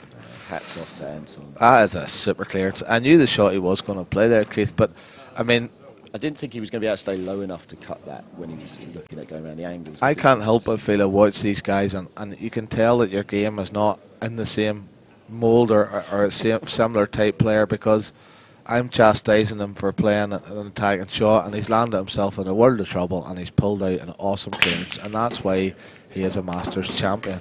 And now, is it Craig's just gone in off? Craig's gone in off, and I think we could see now. We could see he potted one off the break and in went the white. We've seen a massive momentum swing. The score in this game should be 5-1 to Craig. That's my opinion. It should be at this stage, absolutely. Anton's been fighting every single frame, hasn't he? And to get 3-all, I think he's over the moon. I think he'd be delighted. And those reds look absolutely gorgeous. And they do look like dolly mixtures here. It's a good shot there with his cue action. Yeah. Puts his hand down. There's just a little stab. Hardly any backswing, is there? Just a quick hello to Michael Horan. He's pinged us a message. Hello, Michael. How are you? Yeah. Hope you're back. You want to be back in this seniors stuff here. Get yourself back into it for Malta and the Euros next year. Yeah, I know the senior team. I'm sure Phil Connolly would be delighted to have you. Phil's a great lad and well involved. Get Scatter back in there. And Anton has left himself. I think he's fine here. Simple plan. It looks good. So let's have a little look at this. He's going to roll this one down here, isn't he? Have a look at the backswing on this. Is he going to stun this one in or just roll through? And he's played the roll through. Moved a bit on that one. Yeah, he did. So. Yeah. But he's absolutely fine still. Just needs to get about level on the table to the top red there. Drop that one in, perfect on the black in the corner bag. 4-3 up. Craig will be wondering how he's behind on this one. Well, he's going to see 2 frames disappear here in the space of a couple of minutes. That's perfect. And he's not done anything wrong. Again, you'll probably see a backswing of about 2 inches. And chalks on the table. Look at how little movement there is there, and he's just played that beautifully. It seems to generate his power in a different fashion from a lot of players. And you got to fancy him strong for this game now. Anton's starting to flow here, and you just know by the look of him, he's just nice and relaxed. He's not fussed. Huge turnaround. He looks himself now, and can't help but feel Craig will be thinking, I had my chances, and if you don't take, I think if he gets one more good chance and it presents itself and he doesn't take it, I think you'll see him hit the floor. He's definitely hoping for a dry break now, isn't he? Mind you, Anton's had a few dry breaks, hasn't he? Yeah, Anton hasn't had a great... But with the momentum change, I fancy Anton's probably going to get 1 or 2 here now. It's just the way it goes. When the momentum's going your way, suddenly the breaks go your way and everything. And when you're desperately trying to get back into a match, you do a massive break and nothing goes down. Or the white kicks in from another ball into the pocket. What I find, Davey, is I tend to cue across the Now, ball. watch this cue action here. Little bend of the cue. Yeah, Yeah, there you spot go. of yellow. And they've opened. Balls have opened. As I say, David, just where you were asking there, making a point, I think when the game gets tight, and I've done it myself many times over the years, the tendency is that you throw everything at the break because you're so desperate to get one, and you lose your technique, and you don't get one. Absolutely. You know, you watch the great players now. I remember Quentin Hahn. That just shows you how long I've been on the pool circuit. You don't look that old, John. Yeah, 20 years, 20th international year this year at the Wow. age of 32. So, Quentin Hahn, I remember him playing in the World Championships, and he was on the practice table, and he sat for about an hour and a half, and all he practiced was his break. It's the biggest shot in pool, isn't it? Yeah, and we don't practice it enough, to be fair. I agree, Davey. But I always find each table breaks differently as well, so it's always tricky. That's a good recovery because he was out of position there. Great shot, and you've got to say now this looks like it's going to be 5-3s. Yeah. And you know, Anton is a flow player, and whenever he gets in the flow and there's rhythm, he's a very, very dangerous player. He's up. We might just try and push this black a couple of inches across to see if he can get it in this bottom corner. There we Beautiful go. shot. Perfect. And he was almost danced round. Just played a little it beautifully spring in his there. step as he raced. Quickest to I've make seen sure him move, I think. Yeah. He looks busy, and he looks as if he's interested now. Started to get his flow going, and he's happy to be out there. And a happy Kusheri is a dangerous Kusheri at the end of the day. He's not going to fold like a deck chair. No, he certainly is not. So since Anton pulled out that worldy finish to go back to 3-all, poor old Craig had a dry break, and then since then Anton's done dish. Yeah. And suddenly from 3-2 up, where he felt quite comfortable, he's 5-3 down. Literally 3 minutes ago, Craig thought he was probably going to go 4-2 up. You can see even from Anton's facial expressions, and he's not the most easy player to read, but you can see there, you can just see that wee hint of relaxation there. He's just settled again. I'm just going to say a quick hello to Bradley Greenwood. He's one of our juniors. He's listening in. Hope he's picking up some hints and tips from this for his local games. And a big shout out for one of my local players, Jack Fielder from Sussex, who plays for Sussex County A. I'm just going to run you through the latest scores of what's out on the tables. Carl Boys is 4-1 up. Carl O'Donoghue of Ireland, he's 4-3 up on Phil Naylor. Joe O'Connor and Govinda Gill are 3-3. Ryan Pisani is 4-3 up on Callum Singleton. Good to see Joe O'Connor back, isn't it? Yeah, I don't He's know been him. for a few years. A couple of people said it to me, but I don't. Yeah. I saw him a few years ago, Joe O'Connor. Whenever I think he's from Leicester. I saw him whenever he was about 13, maybe, coming on the scene, and I said at the time, I think he's possibly the best junior I've ever seen. And my eyes deceiving me, has Tom Cousins actually given someone more than 3 frames? Yeah, I was saving that one. Tom Cousins is 4-3 down. Wow. I wonder which room he's in. Who on earth's, you know? Danny Davis. Who is Danny Davis? Good England under-23 player. Okay. He's been coming for the last few years. I I think he's now over. Most frames Tom's lost in a match so far. Yep. 4-3 we couldn't possibly. That'd be Mick Hill and Tom Mick Hill Cousins. and Tom Cousins in the Space same in the round. Absolutely. In the 64. In the 64. None of them will make past the 64. Carl O'Donoghue and Carl Boyce would be rubbing their hands, I would think. And Sean Chipperfield's out in this round as well. Yep, Chipperfield gone as well. Not many shocks yesterday, but there's loads of shocks today's round. Well, Sean Sharkey has walloped Glenn Cahill 7-1, so he's safely through. Nick Bell, Wales is 3-1 up on Ryan Driver. Ian Duffy, 3-2 up on James Feely. There's an All-India clash. One of my local guys, Videsh Nabawai. He's 1-0 up on Harjit Singh. Adam Davis, former world champion, he's 3-0 up on Dougie Green. Sharkey versus Danny Davis Suki or Singh, Tom another of our Cousins. local guys in the Indian team. He is 1-1 Ben Flack. I think I've got Sam Bircher, 4-0 up on Jordan Jordan Bradley or Bradley. Sam Bircher versus Nick Bell or Jack Ryan Toby, Driver. former European champion, he's 2-1 up on Paul Carr. Tom Cousins is playing in the other room, so we've got to hope that maybe someone does a bit of Facebook Live so we can keep you guys updated if it gets close towards the end.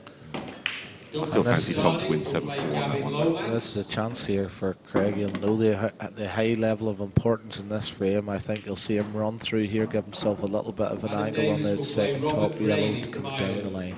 I've just been informed by the beard guys that when I get excited, I'm a little bit loud. I apologise to all those. There's a surprise. I just like watching good pull, folks. Now, Craig might not have had a shot for 2.5 frames, but to be fair, that's only about 2 minutes, so he's not going to feel cold at this stage. No, because neither frame is particularly tactical. Absolutely. And I think he'll roll through here and give himself a little bit of angle to come down the line, and he'll try to come down and leave himself, I think, possibly close to where the yellow is here, down at the black spot. It's where I would be aiming to go, and he's overrun and needs to stop. No, just needs to pull up and he's okay. And Yeah, he's fine then. And he may have given himself an opportunity to play into the red if we could see it from the overhead. He might just go without. He probably doesn't even need to. If we'll he see in could a just minute. give that red a little nudge. He hasn't played, as you say, Dave, he didn't need to. Yeah. He's just going to bump the third one into the top rail, or top left-hand pocket, and leave himself. Goes in the top left or top right as well if he Can we wants have to. an overhead He's got shot? options. Because I'm not sure. Yeah, I think it's not a great Yeah, it's a angle. bit tight actually, isn't it? I suppose he's okay. He's just if he can I roll think it. he to might be right. going for one of the top No, sides. I think he'll go, yeah, as I said, I think he'll go drop, top left pocket. black. Yeah. Keep it simple. It's the right thing to do. I'm glad I called one right today. Hopefully he's going to pull one back because, as we say, he's been stood around for the last 10 minutes watching Anton put on a little exhibition. And if he can get this back to 5-4. As Fabrice from Belgium says, he put the turbo on there for a couple of frames, did Anton. Yeah. But all credit to Craig, he's come done, straight Craig. back in. He's only 5-4 down there. I mean, it shows you, as you say, we know very little about Craig Hart, but we know he's played money matches for, you know, $4 and $5 grand pots, so we know that he's not phased. He's not phased, and he's got bottle, and he's shown a great degree of bottle there because he's just stepped back and having not had a shot for the guts of 3 frames. He stroked in a lovely clearance that was very controlled and measured, and he knew exactly what he was doing throughout. I was impressed with that one. He's up for the fight against Anton, isn't he? Yeah, he could have easily just faded away there once he went 5-3 down. He's responded well, and yeah, I know Anton's got the break here, but it's not looked much of an advantage. Let's see what this break does now. Red straight down. 2 reds. And he's absolutely But is he drilled on there? this, But but is is he he on? on one? No. No. And the Reds have just turned. And that's why you could see the cue swiping there. He wasn't happy with that. No, and it's funny.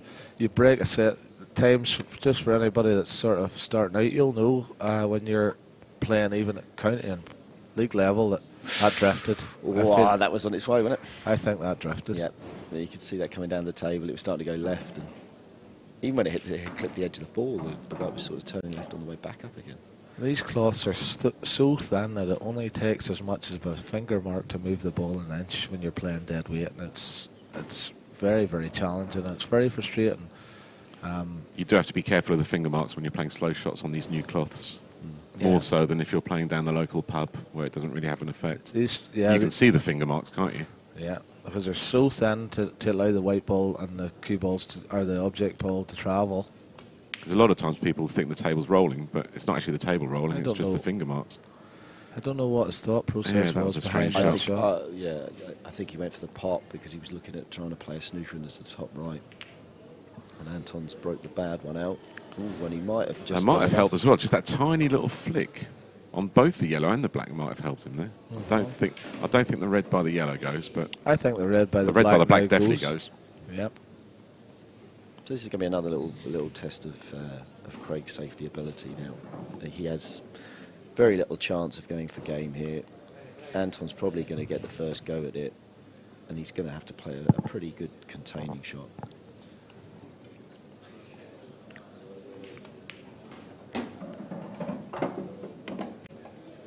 He just bought one there, but I think he might try and tie this pocket up, but I don't know what the value would be doing it and leaving the white where he's going to leave the white. I don't know if I like that one. It's difficult from this situation. I think you'll find he'll tie the pocket. No, he hasn't. Was he looking at? I don't. Well, I wondered. He had a quick look as if he was going to. Is he going to try and tie up this pocket in the bottom? bottom right hand? It's not easy to do where the red is. I fancy this one to drop in, to be honest. Me too. He's underhit it too. No, he's hit it hard enough. That's a Will it great drop? Oh, shot. he's played it great, to be fair. It's a great shot. Even clipping the red, and it's still sitting behind it. It's an absolutely fantastic. How did that shot. get behind the red there after he's just clipped it? Yeah. And this is a very simple double hit. Oh. Oh, Oh, he's had a bet there. But has he? That's But he a has. terrible shot. foul snooker. That's a terrible shot from Anton. He's now got foul snooker. Don't mess with Anton. See, Anton, he does that, you know, sometimes when you're playing against him, he's in close to you, you know, bit of a, Yeah. maybe it's a bit of gamesmanship from Anton there.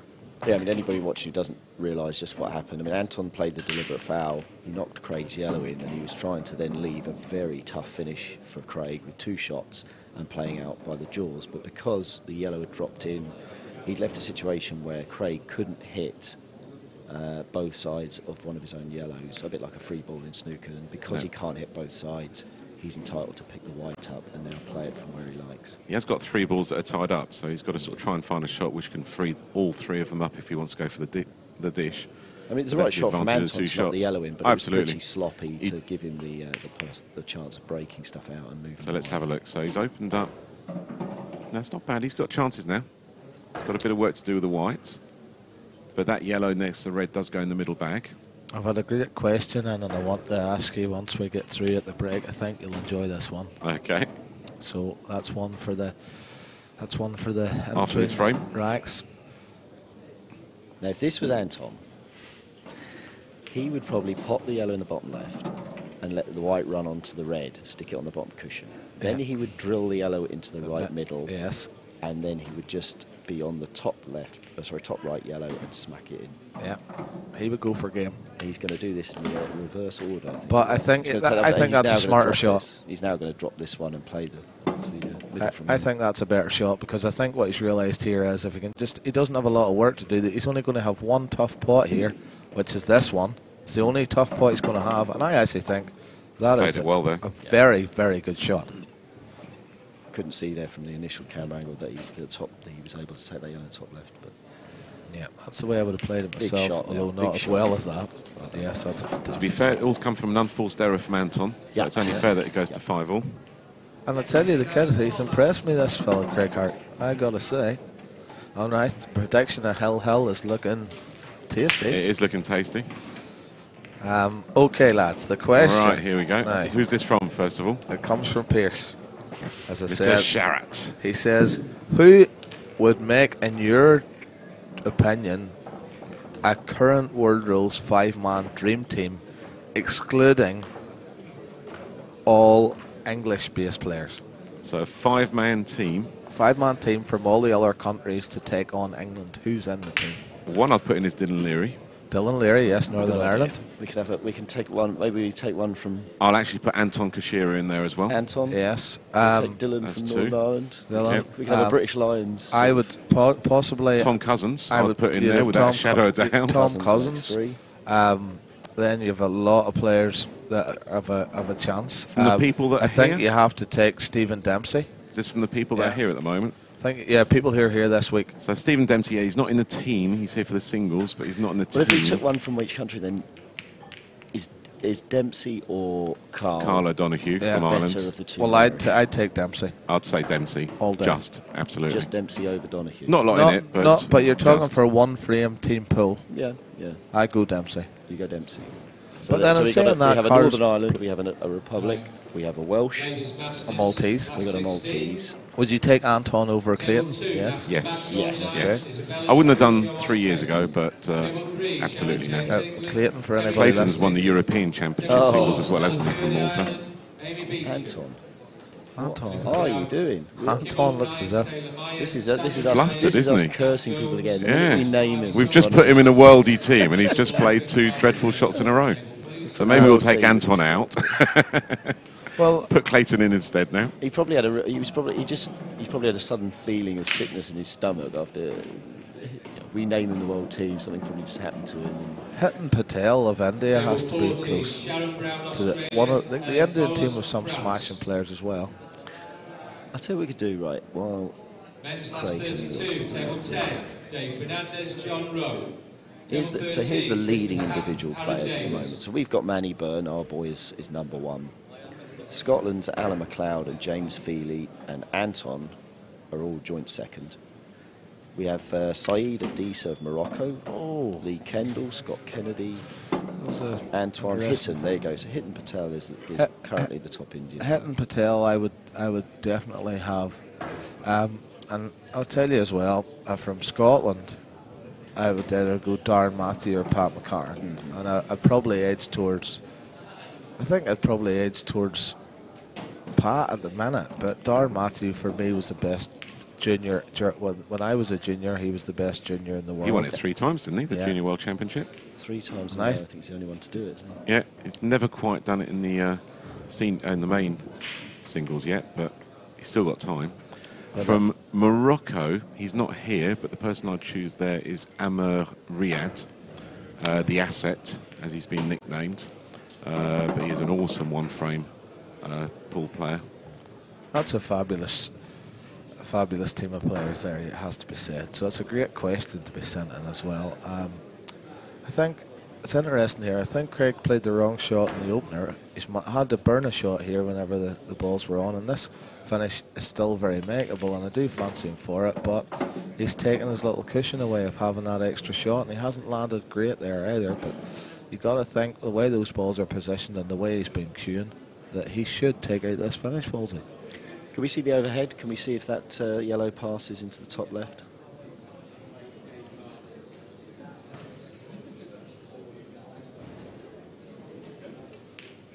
Come on down, where are you? Because this isn't... He wanted to leave himself on this one, but now he's queuing it off the cushion. He's got to jack this, and he's got to be a little bit careful where he ends up. And he has done it. And again, that is maybe down to the way that he plays, because you would have tried to at least give yourself a shot at it, you know, not try and be as precise. Because let's say he'd gone past the red, if that yellow in the top of the bulk area is going top left, that was the one to play instead of the other, I think. And I think as well, Keith, as I said earlier, is there an overhead shot, Dan, if you've got your... There we go, thank you very much. I think, you know... So that one looked like it would pass because the way he even played the screw shot. But as I said, Keith, I think that the problem all came was from the opening shot that he chose on the finish. So that definitely went, you can see by the way the red. So he should have switched and played that one first, and it would have been no need to play that first shot the way he did, and he ended up running himself into trouble. And I think that was the situation that got to him there, and not the... And the fact that he's 5 each, I think that played a part there, and Anton will be counting his lucky stars that he's getting another bite. But Anton will need to get going here because he's a couple of very slack frames. That's twice that white ball's the same rate of everyone each. Now is he going to attack and... Not even Anton. He's not going to slam the double. Slam the double, and he's got the perfect angle to sort of split. But yeah, it's just not right. He doesn't want to, but... Because even if he splits from that angle, if he splits into those reds, it's only going to go awkward. I would imagine Craig's probably really disappointed. I would imagine Craig's probably very disappointed at the way the 2 yellows have landed for him, because if those 2 yellows had been a lot more, as you can see here from the overhead, if they had been a lot more playable, and Anton's played that shot, you've got Dolly's for 6-5, but because he's played a couple of slack shots, run out of possession, come out of the snooker. He hasn't landed where he wants to land, and now Anton's still in with a puncher's chance, and that's a decent shot there. Yeah, played it well there. So, Craig's now, he's 5 all. We're in a... Pat McCarron, top table, please. 5. Or best of 3. What's his safety like? Ryan Mears, Shane Thompson, I mean, top the table. obvious one is roll in behind the red and see what Anton can do, because he's only going to get 1 shot to try and split them. I know he's run up to, but this is dangerous to go in off or under hit it and come off the yellow. Especially at that pace. Oh, he's played it well though. He's had lightning in a bottle there. I know he's played that shot and it's worked out for him. That was not... That's high, okay, he's got away with it. That's high risk. High risk. High risk. He only had to edge the out. Do you think, gents, we should swap one of us out for somebody who actually paws balls? because every clearance we're looking for a safety. But yeah, I think that was high risk. I think they don't get me wrong, I feel he's executed the shot very well, but I just think that was a risky shot. But he's put himself back in the driving seat, and as we mentioned earlier there, Keith, the fact that now the two yellows go, Anton has no margin for error anymore. And this is a crucial little decision they had to sort out, is whether Anton could clip the red or he's got a total snooker. So he's called that it isn't total. And it may have been all right. He's just trying to use Craig's yellow as a stopper there, and it's worked out okay for him.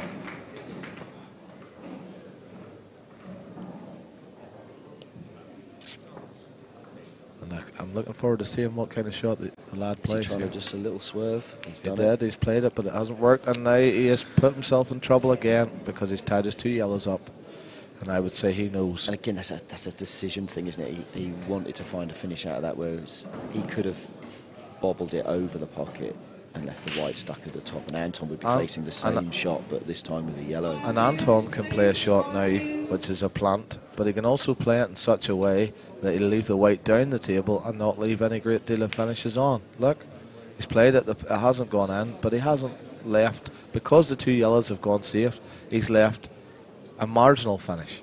Whereas if those two yellows are going, he can't play that shot. And it's all down to decision making, and as you say, Keith, it's the tendency that when you're 5 each of you're so desperate to get over the line that you push the boat out, and the truly best players just do not do that.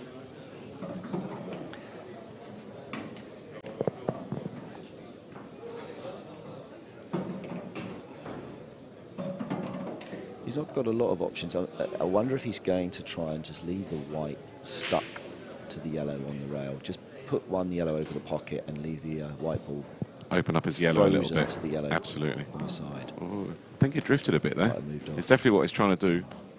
Because he's not leaving anything simple for Anton by leaving it up there. I mean, the overhead shot will show us, but that red to the left middle looks a little bit higher than he'd possibly want to be taking. Sort of got a free go at it though, hasn't he, now? With those two yellows still going nowhere on the top cushion, or the left-hand cushion as you see it now. Oh, I still think Anton takes the finish out. I know it's easy saying that now, he's definitely going for it. I just think he's... But he had an element of safety in playing that ball, you know, look where he's left the white. But again, because the two yellows weren't split, as you said, John, he had a good couple of feet to land that white ball and not leave anything too simple for Craig. And now you know the big Maltese machine is odds on to take these out from here. And they're not straightforward, but they're very makeable, and I just fancy him to take them. Looks like he's got that red in the corner bag by the black. And I think he'll just bump the other red across off it. Possibly. And that'll be the two out, leaving one down the line. And he hasn't been intimidated by these difficult pots in his pool career, and I very much think he'll take this finish out here. Table 9, Sean Sharkey, Tom Cousins, a little bump. Shot's good. Great shot. And then now on. Should take the one now. Be interesting to see just punch this one in down the line. Come up for the one to the middle. Or just roll it off the rail and leave himself on the other one. I think he'll just roll it through. He has, and it's perfect. Very confident that was. So he's now got 3 dollies and he's breaking for the match, in effect.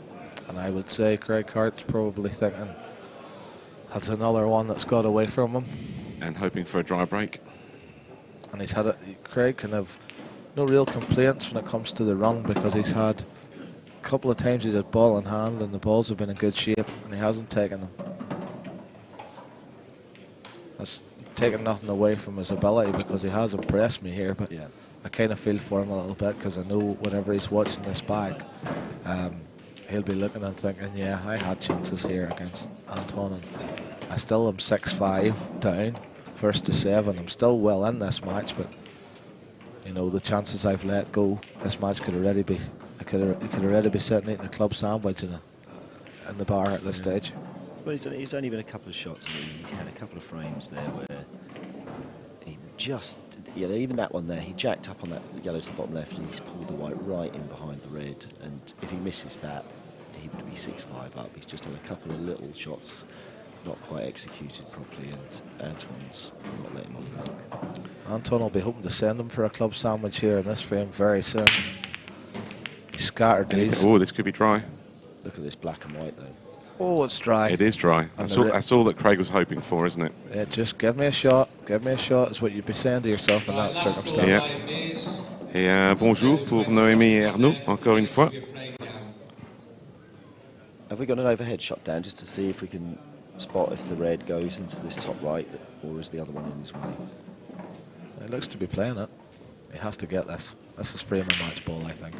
He's on reds, and the reds are a better opportunity than this. I think now, Keith, I think he takes this one to the corner, and I think he'll want to nudge the other red into a slightly more playable position unless it goes into the corner.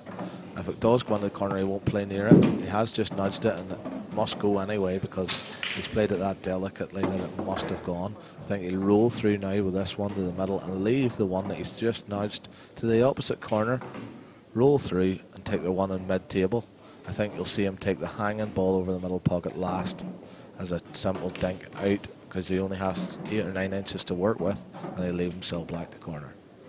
So we'll see if I call this one. Sounds pretty good. I'd love him to get this, you know. Yeah, I'd like Get to a see decider, 6-all. absolutely. Because I think this match He's played deserves... well enough to get to 6 each, because if somebody looked at the score and saw 7-5 and so on, they'd think it was, oh, well, you know, kind of expected. But, you know, Craig definitely deserves to be putting something in a shift at 6-all.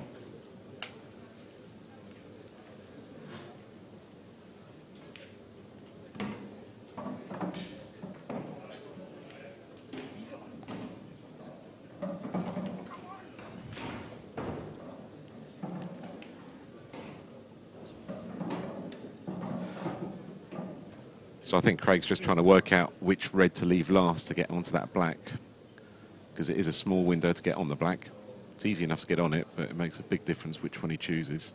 Yeah, I think... He sort of wants to leave the one that he's about to go for now last. It would be the best one, but actually, for the clearance, it's best to go for this red first. Yeah, I think he plays this first and rolls through, as I said, into the top corner, and he has. And that's what I think he didn't really want to do, was I don't think he wanted to flick that red at all, because now he's left himself a little bit awkward. I still fancy him for this clearance, but it's awkward, and in the circumstances of the match, look, as I say, he's jacking up now, and that all came from that little flick.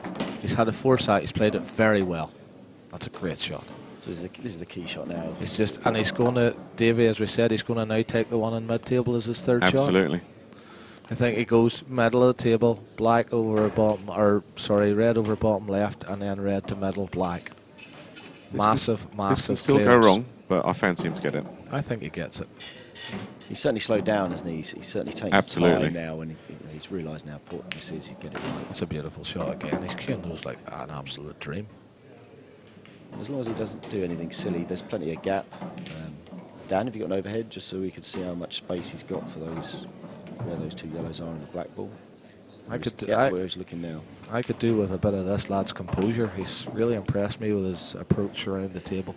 Well, he's got a good, he's got a good couple of feet in the middle of the table to land around where the kind of just to the left of the blue spot, if you like.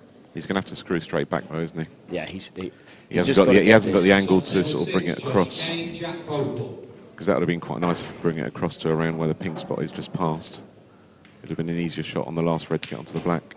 He knows the shot. You know, he knows what he should be playing. He's kind of having a little bit of a second guess of himself, but he knows what he's got to do. You know, you pop this in, you get onto the other red. And he's played that well. That's lovely. He just would like it to stop any time. Yeah, that's okay. And just get the position right. You've got a pretty big area to put. Yeah, from the overhead, it looks like he's got a big area to get onto the black, actually, doesn't it? Yeah, More so than this screw angle. off this or anything like that. He can bounce off the right hand cushion and he can bring it out, and he's got a good area to land in. He's played that very well. I think he's on this. He didn't look overly delighted there, but I think he's on this. Yeah, he just didn't get as far as he wanted to get.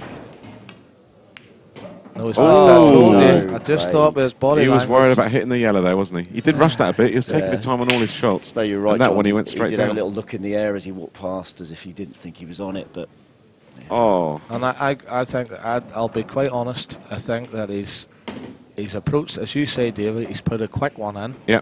And I think the most important ball in that finish is that black, and that's the ball he's hit at rocket pace. Yeah. Just doesn't make sense to me. Just had to look at it a little bit longer. I think he probably did go, but he just played it And so quickly. I've got to feel that the big Maltese machine's going to take He's going to make him suffer. He is going to hurt him. He doesn't miss these kind of clearances. Craig Hart's going to have to remember that shot. I don't think he's going to get a chance to redeem get himself. it out of his mind. No.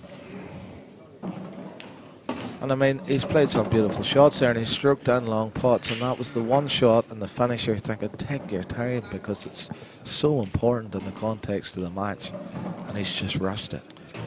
Un grand bonjour pour l'Albanie et salut à demi. J'espère que tu aimes ce que tu regardes pour l'instant. Ceci est un très beau match pour l'instant. Hello to Albania, because we've got Celion watching the match, otherwise known as Jon. And yep, this looks like 7-5, and we've got... And a quick hello to my friend Claire, who's in Dubai watching. She said, should she have tuna on toast or cheese on toast? Cheese on Cheese toast. on toast. Who eats tuna? Hot tuna is disgusting. Hot tuna is disgusting. The girls. That's the important things in life, it's key choices.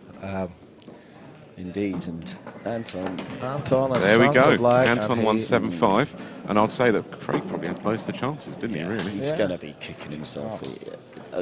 He had a little bit of a bad luck with a couple of shots, but he's going to look at the time he snagged himself behind the red, and he's going to look at that finish, and he knows he should have been 6 each. He should have been breaking. Can we have a close-up on Anton to see if there's a smile there just for his victory? Anton's high-fiving everybody in the room.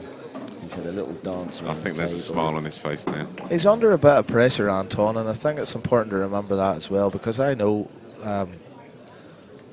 Anton is the Maltese flagship player, so he's off now to torture James Bond. They've obviously done the draw for the next round. He's got James Bond on a table and a laser pointed at his nads somewhere, and they've been holding it for him to go over and flick the switch.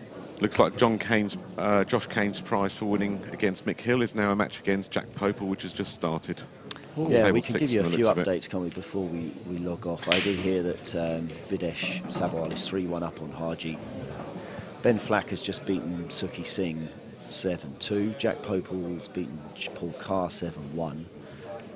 Cousins, he was 4-3 down, and he did what he does, which is rattle off every other frame. Did he win 7-4? Yeah, 7-4. But at least he's allowed someone 4 frames. Someone's got to 4. So far. Someone's got to 4. So yeah, he's took that one. Ryan Pisani is 4-3 on Callum Singleton. Joe O'Connor won 7-4 against. He's a fab player. Yeah. Joe O'Connor was one of my absolute favourite juniors of the last decade.